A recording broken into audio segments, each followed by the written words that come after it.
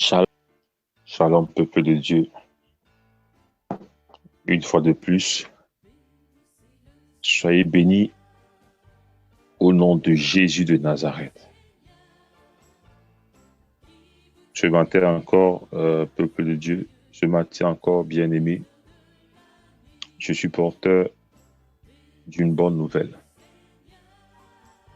Certainement, c'est un évangile que tu as l'habitude d'écouter. Mais laisse-moi te dire que ce matin, le Seigneur est sur le point de te donner une clé qui va ouvrir une porte qui était fermée dans ta vie pendant un bon bout de temps. Une porte que toi-même tu as fermée dans ta vie. Et je suis sûr qu'au travers de sa parole, ce matin, tu vas pouvoir te rendre compte que tu es celui-là même qui a fermé cette porte involontairement dans ta vie. Oui, bien-aimé, le thème que nous allons aborder ce matin est ta destinée ne se résume pas à ton histoire. Ta destinée ne se résume pas à ton histoire. Le lieu, l'endroit, la façon dont tu es né n'a rien à y voir avec ta destinée. Bien-aimés, nous allons ouvrir nos Bibles. Nous allons prendre cette petite lecture et ensuite, nous allons laisser le Seigneur nous parler. Nous allons prendre Genèse, chapitre 50, au verset 15 à 21. Genèse, chapitre 50, au verset 15 à 21. Que le Seigneur sanctifie sa parole. Il est écrit: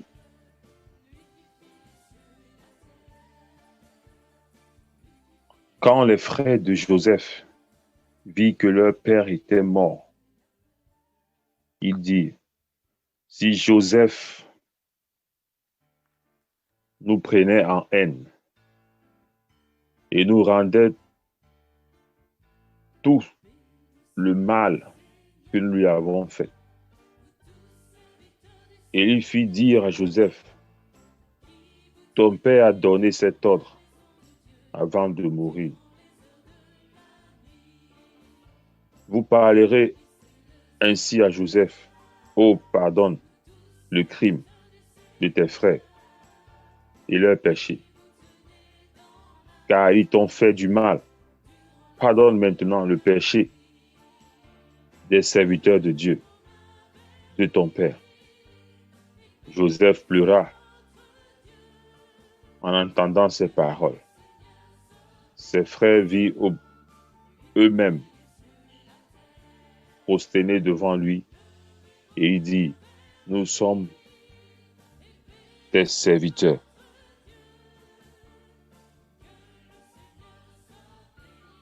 Joseph leur dit: soyez sans crainte, car suis-je à la place de Dieu? Vous aviez médité de me faire du mal. Dieu l'a changé en bien pour accomplir ce qui arrive aujourd'hui, pour sauver la vie à un peuple nombreux. Soyez donc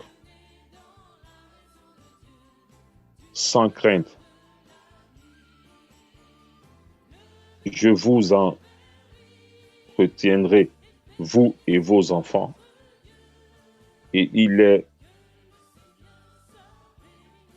consola en parlant à leur cœur. Amen. Bien-aimés, l'histoire que nous venons de lire nous parle de la vie de Joseph. Nous parle de la vie de quelqu'un qui a subi beaucoup de choses dans sa vie. Quelqu'un qui a subi des choses venant de ses propres frères. L'histoire de Joseph nous parle aujourd'hui et nous démontre encore aujourd'hui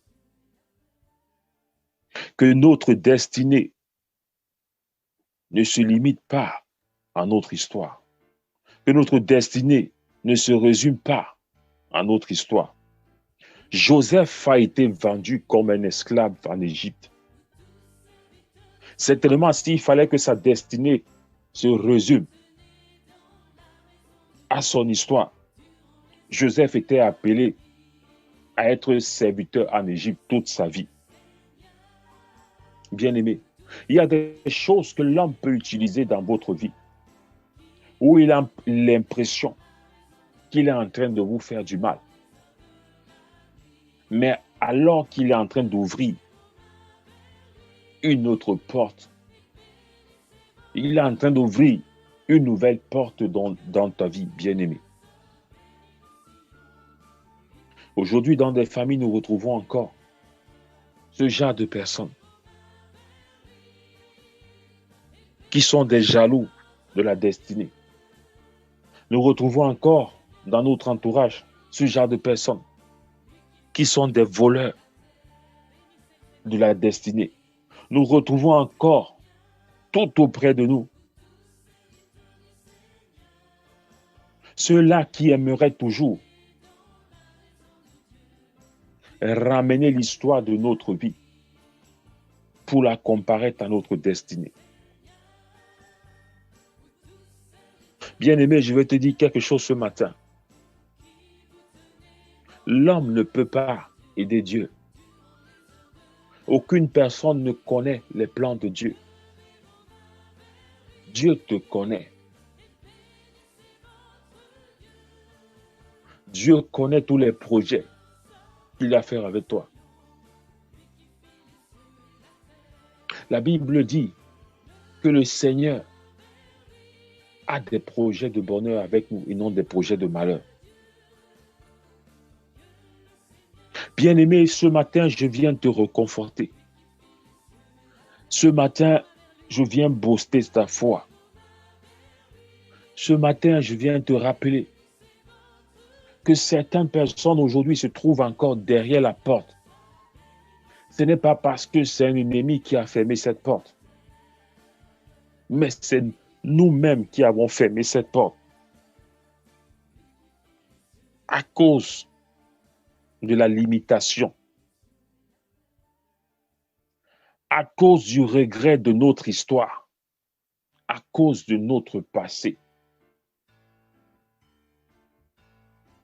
Bien-aimé, ton passé t'amène à comprendre que ton présent ni ton futur ne pourra pas changer.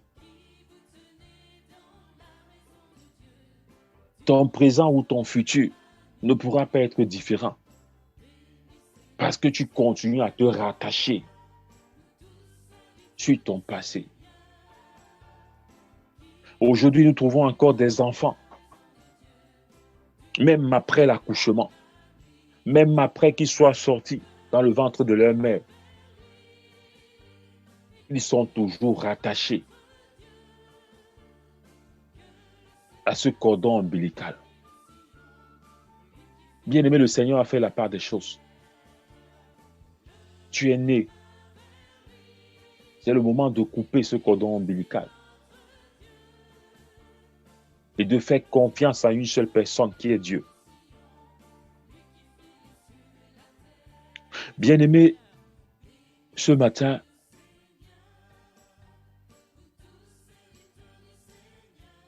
je veux booster la vie spirituelle de quelqu'un.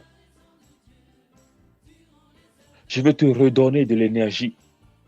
Je veux te redonner le souffle. Je veux te redonner une nouvelle vision, afin que tu saches que ta destinée ne se résume pas à ton histoire. Bien-aimé, moi qui te parle ce matin,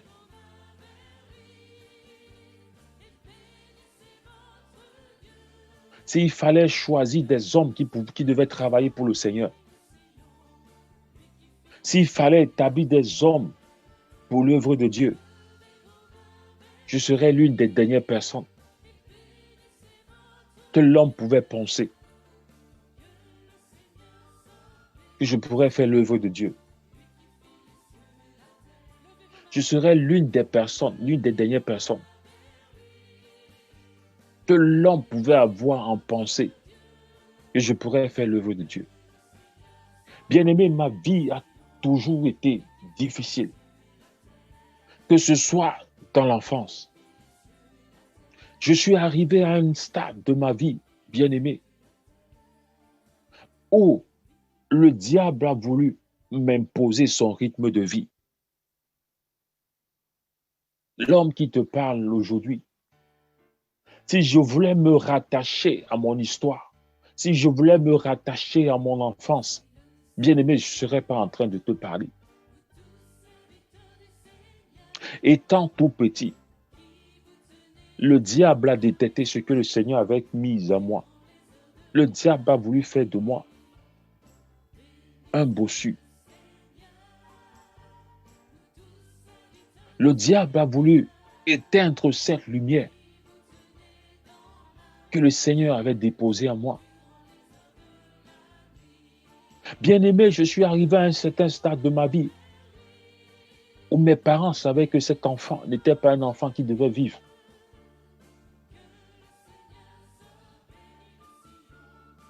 Cet enfant, s'il respire encore aujourd'hui, c'est par la grâce de Dieu. Nous attendons le jour où il va fermer les yeux. Mais Dieu ne m'a pas laissé. Dieu ne m'a pas laissé parce qu'il avait quelque chose à faire avec moi. Dieu n'a pas permis que le diable puisse me condamner parce qu'il savait qu'aujourd'hui, il devait m'utiliser pour sa gloire. J'aimerais que tu examines un peu ton enfance.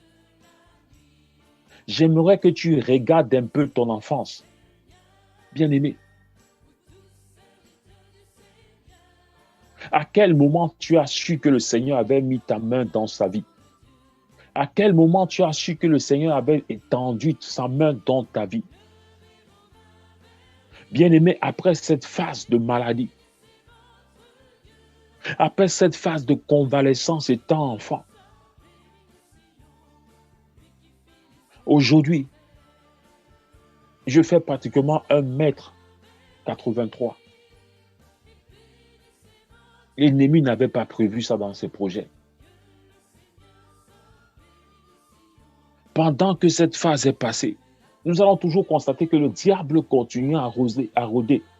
Et il cherche des voies et moyens. C'est le même diable qui revient avec ton histoire devant le Seigneur pour pouvoir t'accuser. À un moment donné de ma vie, j'ai toujours vécu une vie paisible. J'ai toujours eu une vie paisible. Les parents aisés. Bien aimé, je ne manquais de rien. Et quand le moment est venu, enfin que je commence à travailler, bien aimé, je ne manquais de rien. Mais le diable a saisi ce moment. Le diable a saisi cette occasion pour pouvoir me faire tomber. Bien aimé, il y a des moments dans nos vies où nous croyons que quand nous avons de l'argent, il y a des moments dans nos vies où nous croyons que quand nous sommes à l'abri du besoin, c'est la seule chose que nous pouvons avoir en vie sur cette terre. Bien aimé, le diable m'amenait dans l'alcool. Le diable m'amenait dans une vie de débauche. Le diable m'amenait à faire des choses qu'il ne fallait pas. Je savais que j'étais permis de tout faire à cause de ma situation, à cause de mon statut, à cause du fait que mes parents étaient aisés, à cause du fait que moi-même j'ai eu un bon emploi. Je pouvais me permettre de tout faire, Seigneur. Bien-aimé, le diable utilise certains atouts de ta vie que Dieu t'a donné afin que tu puisses mal utiliser dans son monde.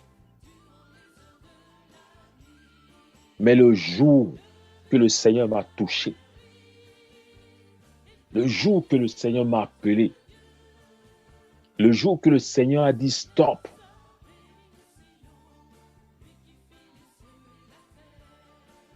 la destinée de mon fils ne se résume pas à son histoire. Parce que j'ai une destinée pour mon enfant. J'ai une mission pour mon enfant. J'ai des projets de bonheur pour mon enfant. Bien-aimé.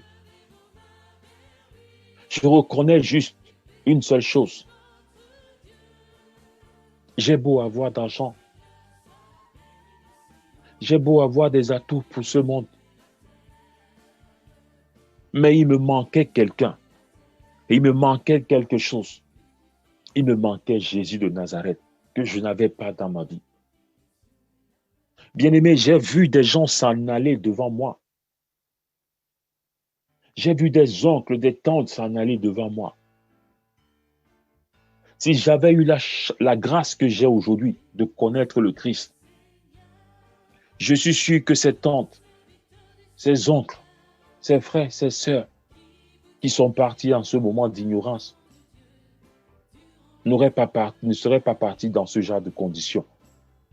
Ils seront sûrement partis en confessant Christ dans leur vie. Ils auront sûrement reçu une guérison divine de la part du Seigneur. Bien-aimé, le seul mot qui me condamne encore aujourd'hui, la seule prière qui me condamne encore aujourd'hui, c'est quand le Seigneur m'a donné la force. Quand le Seigneur m'a donné la possibilité. Quand le Seigneur m'a donné la grâce de me poser la question, mon fils, qu'est-ce que je peux faire pour toi? Seigneur, fais de moi l'homme que tu voudras et l'homme selon ton cœur. Seigneur, bien-aimé, cette parole a changé ma destinée. Cette parole a changé ma destinée. Dieu n'a pas regardé mon histoire. Dieu n'a pas regardé qui j'étais. Dieu n'a pas regardé ce que j'ai fait. Cette parole a changé ma destinée. Bien-aimé, je suis une preuve vivante d'une relation avec le Seigneur Jésus. Avec le Seigneur Jésus, tu peux commencer mal et finir bien.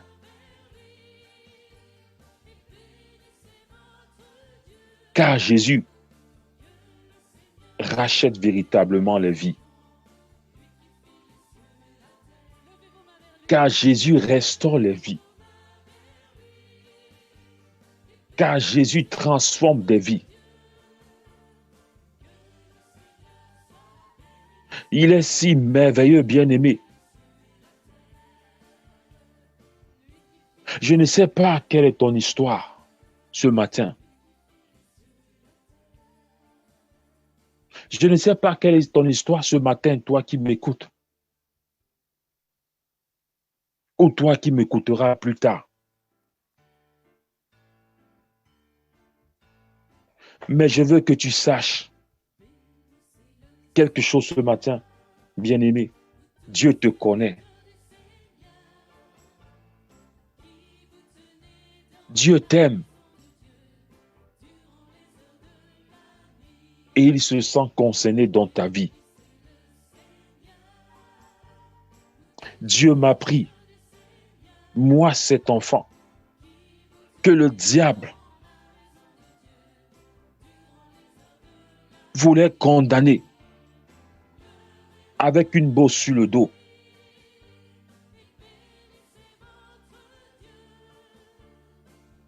Dans un dans une ville, dans un pays, le Cameroun. Non seulement il a sauvé ma vie, mais maintenant il utilise ma vie pour pouvoir aider à sauver d'autres gens et à gagner des âmes pour son royaume.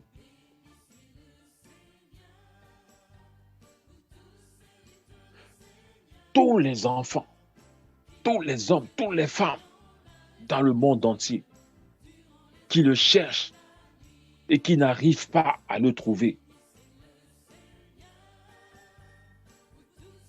Je suis le moyen ou l'instrument que le Seigneur utilise aujourd'hui pour l'avancement de son royaume.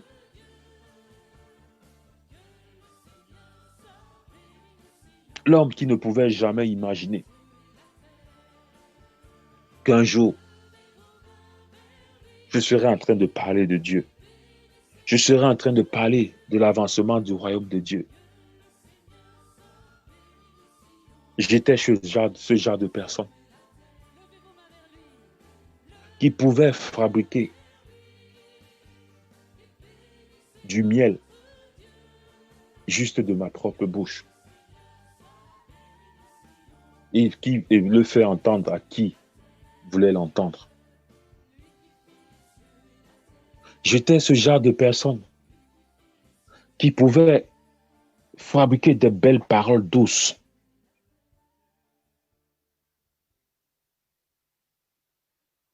Mais l'utiliser d'une autre façon envers des personnes qui étaient devant moi.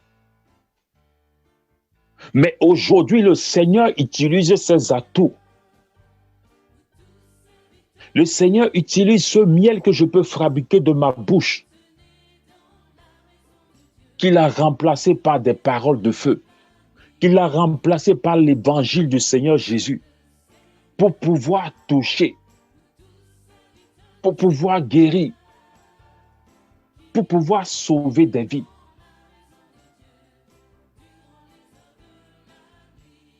Bien-aimé, quel est l'atout de ta vie que le diable continue à utiliser aujourd'hui? Quel est cet atout que le Seigneur t'a donné, mais le diable utilise mal aujourd'hui?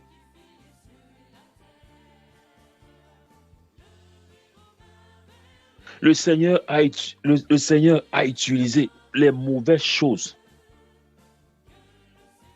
qui sont arrivées et les a fait concourir pour le bien. Romains chapitre 8, au verset 28. Romains chapitre 8, au verset 28. Il est écrit: nous savons du reste que toute chose concourt au bien de ceux qui aiment Dieu, de ceux qui sont appelés selon ses désirs. Bien-aimé, Dieu utilise ces mauvaises choses qui te sont arrivées afin que ceci concourt pour ton bien.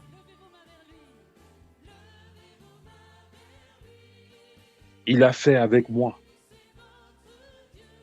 tout ce que l'ennemi a fait pour essayer de détruire ma vie. Dieu s'est dit, je ne vais pas seulement racheter cet homme, mais je vais aussi le sauver.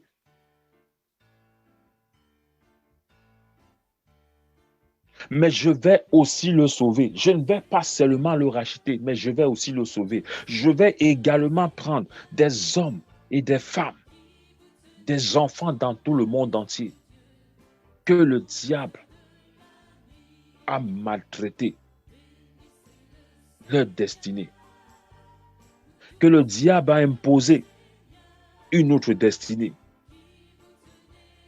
je vais les utiliser. Je vais utiliser cet homme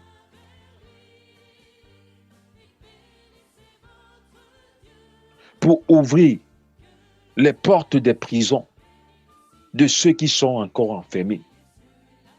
Bien-aimé, le Seigneur n'a pas regardé ma vie de débauche. Le Seigneur n'a pas regardé mon orgueil. Le Seigneur n'a pas regardé le statut de ma famille. Mais la personne que lui voyait en moi, il voyait quelqu'un qui pouvait faire son œuvre. Il voyait quelqu'un à qui il pouvait utiliser tous ces atouts que j'avais, mais que j'utilisais mal, pour son bien.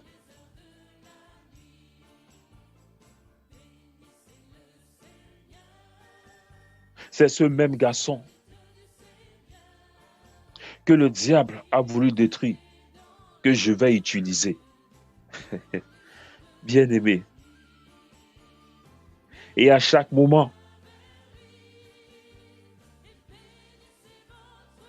que le Seigneur me donne la grâce de libérer des gens des prisons sataniques, je suis comme ce Joseph qu'on parle à Genèse chapitre 50 au verset 20.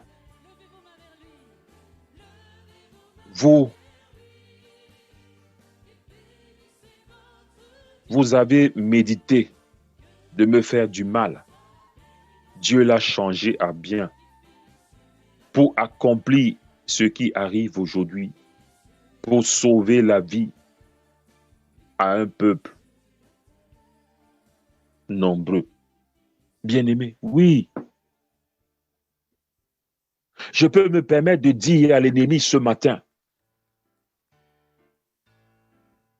tu as préparé tout ceci pour moi, pour me faire du mal. Mais Dieu l'a permis, afin que je puisse sauver des vies, afin que je puisse sauver beaucoup de personnes. Tu seras à mesure de dire à Satan, quand tu vas comprendre cette révélation, tes plans sont voués à l'échec. Je te ferai payer jusqu'à ma mort pour toutes choses que tu as faites dans ma vie. Voilà ce que tu peux faire, bien-aimé. C'est ce qu'on appelle la puissance de l'évangile de Jésus. Le Seigneur Jésus t'a racheté. Le Seigneur Jésus t'a transformé. Le Seigneur Jésus t'a bâti. Pierre qui était un pêcheur de poissons, le Seigneur l'a transformé en un pêcheur d'hommes. Paul, qui était Saul de Tarse, qui était un persécuteur des chrétiens, le Seigneur l'a transformé en un grand apôtre. Voilà ce que Jésus peut faire dans ta vie. Bien-aimé, ta destinée ne se résume pas à ton histoire. Ce n'est pas parce que tu es né dans une famille pauvre que forcément tu vas finir dans la pauvreté. Ce n'est pas parce que tu es né dans une famille où il n'y a que des serviteurs de Dieu que tu finiras toujours par être serviteur de Dieu. À chaque personne sur cette terre, Dieu a une destinée bien déterminée. Ta destinée ne se résume pas à ton histoire. Le Seigneur parle à quelqu'un ce matin. Le Seigneur interpelle quelqu'un ce matin.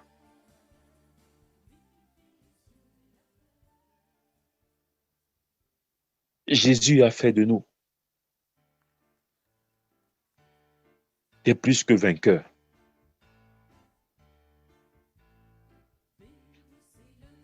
Sais-tu ce qu'on appelle plus que vainqueur?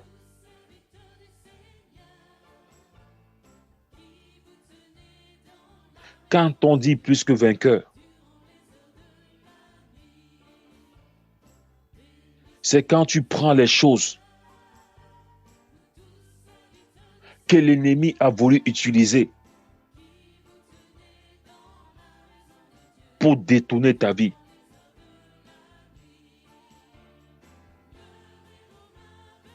Mais toi, tu le prends et tu permets que Dieu l'utilise pour donner un avenir à quelqu'un d'autre. Bien-aimé, l'ennemi a voulu me détruire. Mais je suis une preuve vivante que le destin ne se résume pas à ton histoire. Mais tu peux utiliser ton histoire pour donner une destinée à d'autres personnes. Tu peux utiliser ton histoire pour donner une destinée à une autre personne. Bien-aimé, c'est la raison pour laquelle je t'ai dit au début de ma prédication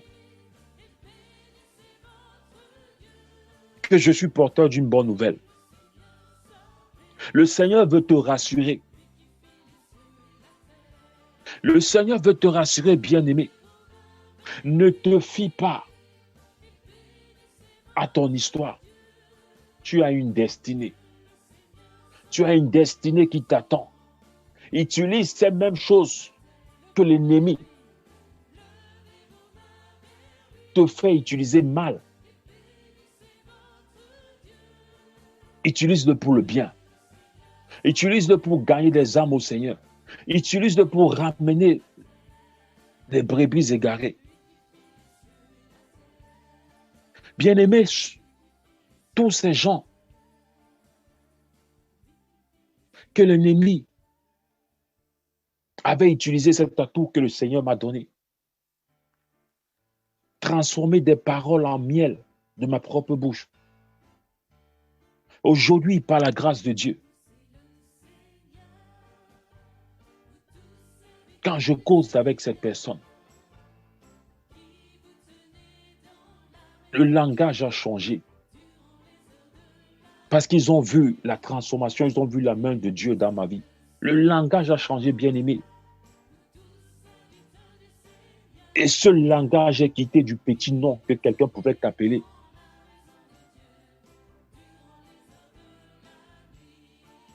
À un serviteur de Dieu.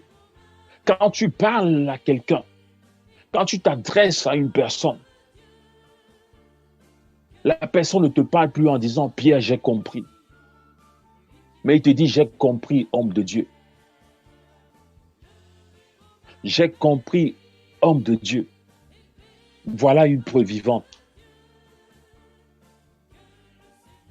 que ta destinée ne se résume pas à ton histoire. Ta famille, ton entourage ne te font pas confiance. Ta famille, ton entourage te méprise. Le monde te méprise. Utilise cet atout que le Seigneur t'a donné. Laisse Dieu l'utiliser pour confondre des sages. Laisse Dieu l'utiliser dans ta vie pour gagner les âmes. Laisse Dieu l'utiliser pour changer la mentalité de ta famille. Laisse Dieu l'utiliser pour changer la mentalité de ton épouse. Laisse Dieu l'utiliser pour changer la mentalité de ton époux. Laisse Dieu l'utiliser pour changer la mentalité de ton entourage.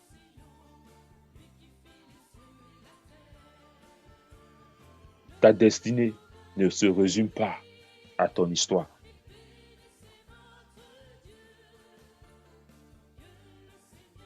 J'espère que ce matin,